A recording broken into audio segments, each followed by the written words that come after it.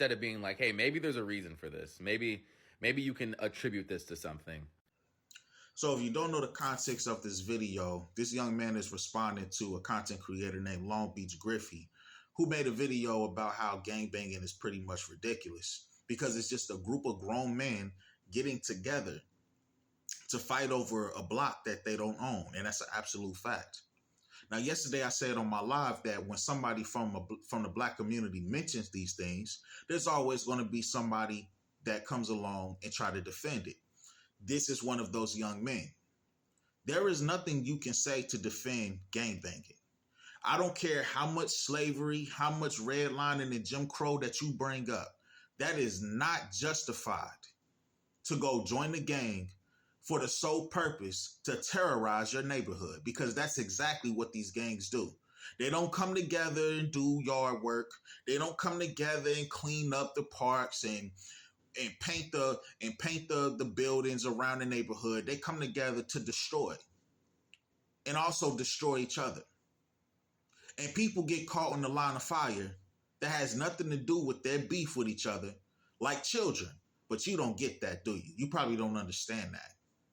You probably don't know that just last week, there was a little girl sitting in her living room that got hit by a stray bullet due to the gang violence and the clique violence that's going on in her neighborhood. You don't understand that, though.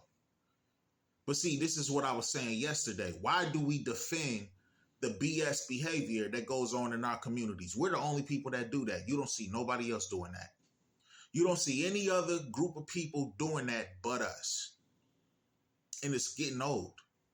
It really is. Now, let's talk about the history of gangs real quick, because I know a lot of people are going to come on here and say, well, you don't remember that gangs were started by the Black Panther Party after it was broken up by the FBI, or gangs were started to combat the white supremacists that used to come to the neighborhood and terrorize people. All of that is a load of horse shit. Gangs were started by teenagers who thought it would be cool to click up, fight people, bully people.